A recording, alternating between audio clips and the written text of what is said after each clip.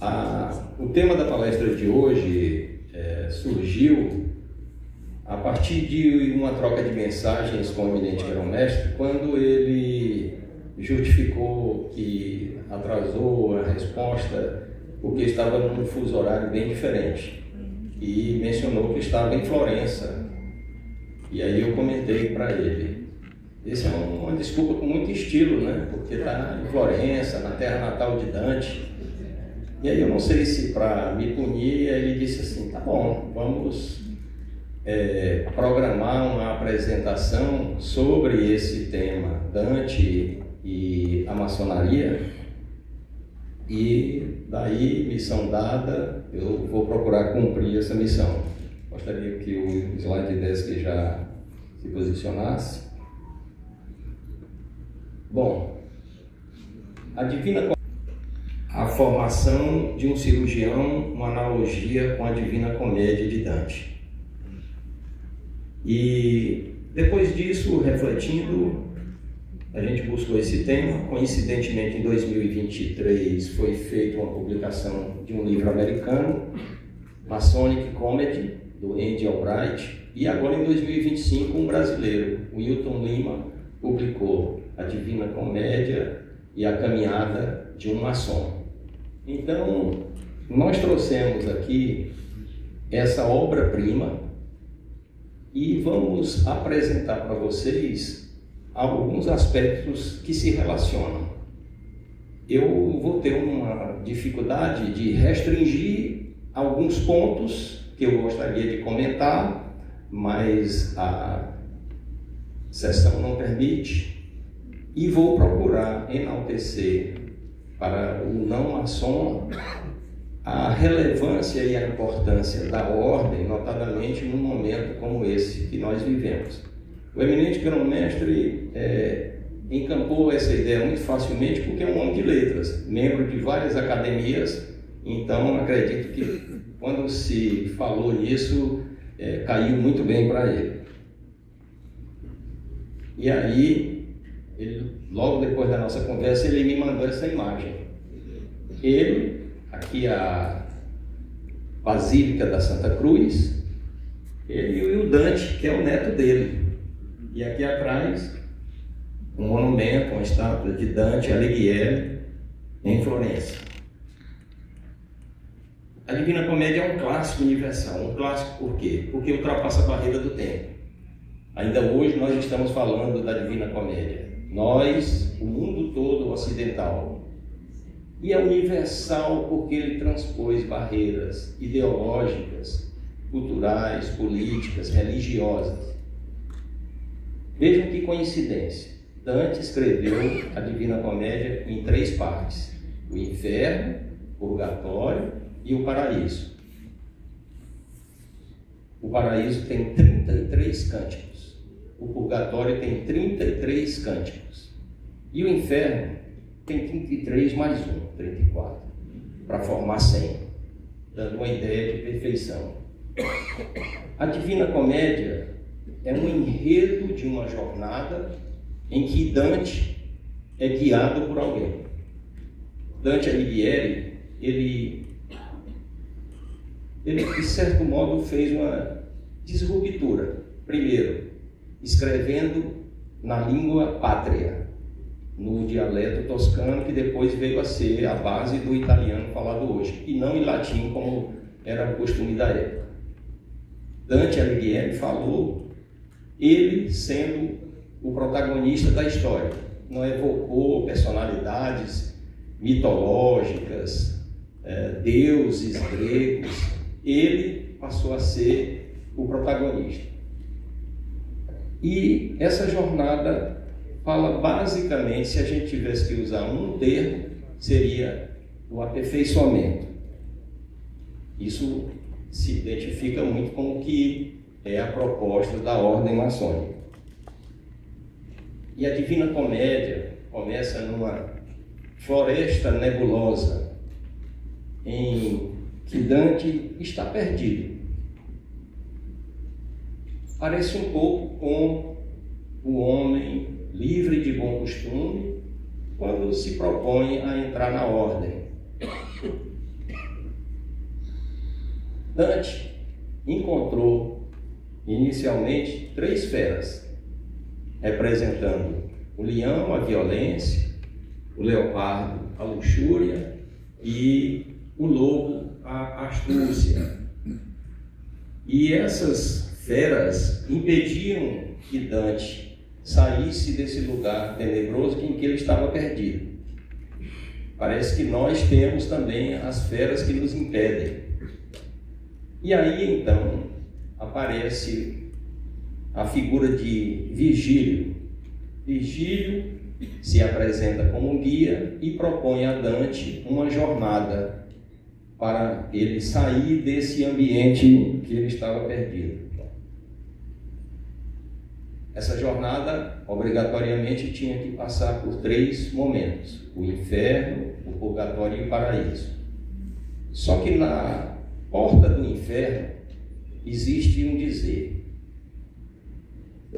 abandonai toda a esperança, ó vós que aqui entrais. Aqui é uma figura do templo com colunas, assim como essas colunas do portal do inferno. Isso aqui é um monumento criado por Auguste Rodin, né? E quando alguém bate a porta de um templo, pode ser que ele ouça algo parecido: quem é o temerário que ousa bater aqui na minha porta? Talvez isso se relacione com o que nós vamos encontrar na jornada do maçom. O inferno seria equivalente ao grau de aprendiz, a primeira etapa da formação do maçom. Simboliza o trabalho, a pureza, o início. Essa é uma figura, o self-made man, de um escultor americano, Bob Carlyle, de 1993, em que o homem se construindo a partir da pedra bruta. Aqui, no altar do primeiro vigilante, existe uma pedra bruta, com imperfeição. Isso simboliza a situação que nós chegamos no início da jornada, cheios de vícios, ainda com erros que a gente ainda não identificou, e que se disponibiliza a trabalhar essa pedra. O inferno de Dante é uma câmara das sombras, e elaborado por Dante em 9 ciclos, são estágios da ignorância. Virgílio vai representar nessa jornada a razão. O inferno representa o reconhecimento dos erros, uma etapa importante no aprimoramento humano. Essa é uma gravura de Gustave Doré, em que ele apresenta os 9 ciclos do inferno. O inferno de Dante é uma cratera criada a partir da queda de Lúcifer. Lúcifer teve o pecado mais importante do orgulho, se achou acima de Deus, e ele foi jogado na terra, caiu mais ou menos na proximidade de Jerusalém e criou uma cratera. Essa é uma foto da Quinta da Regalheira, em Sintra, no sul de Portugal, aonde foram feitas algumas iniciações maçônicas. Esse túnel ele tem exatamente 9 ciclos, à semelhança do inferno de Dante. E o último dos ciclos do inferno, ao contrário do que muitos pensam, não existe calor. Lúcifer está preso num lago gelado. Talvez porque Dante seja europeu e para eles o inferno é o frio. Então, Teresina, nós estamos no céu. Essa gravura também é de Gustave Doré. E Lúcifer, ele se apresenta com 3 cabeças. E em cada uma das bocas ele está mordendo 3 traidores. Judas, Augusto, Cássius e Brutus. Vencido o período do inferno, Dante vai passar por um túnel para o purgatório. Diferente do inferno, que são 9 ciclos que vão ser cada vez mais profundos, o purgatório, ele é uma montanha numa ilha. Virgílio conduz Dante para o purgatório, em que o barqueiro do purgatório, diferente do barqueiro do inferno, Caronte, que já assusta as almas que vão ser penalizadas, aqui no purgatório já é um anjo que é o barqueiro. E essa montanha ela é composta de terraços. Esses terraços são correspondentes aos 7 pecados capitais. Vejam a coincidência de numerologia que Dante traz. E o purgatório representa a purificação. Aqui o altar do segundo vigilante. O purgatório seria o grau de companheiro maçom. A pedra do companheiro não mais bruta, é uma pedra lisa. As imperfeições e os vícios já não estão na pedra polida. Mas o maçom, no grau de companheiro, continuará trabalhando essa pedra. Se ela não tem mais imperfeições, então os defeitos talvez estejam internamente. Então aqui vai haver estudo para um aperfeiçoamento moral. Se no inferno existiam castigos, no purgatório vai haver a purificação. No purgatório você vai expiar, você vai poder se arrepender e vai passar por cada um dos terraços, Dante conduzido por Virgílio. O último dos terraços é o Éden, o paraíso antes, não o paraíso, mas a etapa antes de chegar no paraíso. Quando chega nesse momento, Dante não mais será conduzido pelo primeiro guia, Virgílio. Ele passa a ser conduzido pelo segundo guia, que é Beatriz. Beatriz é uma mulher, a história conta que era uma paixão platônica de Dante, que conheceu Beatriz aos 9 anos de idade, se apaixonou e mantinha essa paixão mesmo após a morte de Beatriz. Beatriz, como o nome diz, de Beatrice, representa a fé, algo que é fundamental para o homem, livre de bom costume, que se propõe a fazer a jornada maçônica. Todos nós, ao sermos iniciados, vamos ser perguntados se acreditamos em um ser superior. E Beatriz vai apresentar para Dante as mulheres vestidas de púrpura, representando a prudência, a justiça, a temperança e a fortaleza. Virtudes essas que são muito próprias, muito conhecidas do maçom ao longo de sua trajetória. A escada que vai dar a sabedoria, o conhecimento, vai ser trilhada no grau de aprendiz, no grau de companheiro, até que o homem livre de bom costume torna-se mestre maçom. E Beatriz, logo de início, apresenta Dante a vários santos, São Francisco, aos franciscanos, mostrando a humildade de uma ordem e a importância dessa ordem. Na sequência, Beatriz vai chegar com Dante e vai verificar uma rosa mística. Rosa cruz,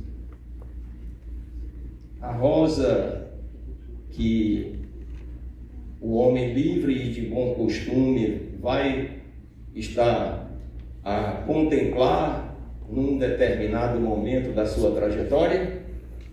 Aqui, o homem livre e de bom costume vai se aprimorar ainda mais, buscando conhecimento sólido. Chega um momento que Beatriz, a segunda pessoa a guiar. Nós tivemos um primeiro guia, Vigílio, o segundo guia, Beatriz. Mas aí, Dante vai receber o terceiro guia, que é São Bernardo de Claraval. São Bernardo de Claraval. Vigílio representou a razão, Beatriz representou a fé, São Bernardo representa a contemplação. Feito mestre, exaltado a mestre, o maçom vai ver a luz, representada aqui no Oriente, por figuras, e São Bernardo vai interceder a Maria, para que Dante tenha a possibilidade de contemplar a Trindade, possa contemplar o grande arquiteto do universo. Dante usa a expressão Deus, nós, maçons, chamamos grande arquiteto do universo. Isso simboliza ali a responsabilidade, a honra da liderança, e a maçonaria representa, trazendo pureza, dedicação aos princípios e a continuidade da tradição maçônica. Dante seria maçom? Dante seria um templário? A Divina Comédia foi escrita durante um tempo de mais ou menos 18 anos, entre 1303 a 1321. Acho que foi em 1320 que Jacques de Molay foi condenado por heresia e apostasia.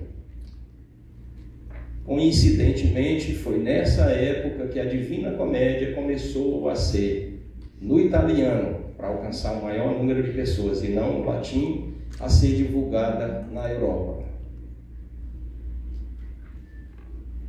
E Dante vai chegar numa situação e ele vai contemplar Deus, representando a luz. Essa figura, creio que representa bem o que deve ser buscado na jornada de um homem livre e de bons costumes que se decide seguir numa trajetória como a de um maçom, porque ele vai buscar conhecimento nos livros, ele vai ser guiado por uma estrada e ele vai buscar a contemplação, a reflexão para ver a luz. Obrigado.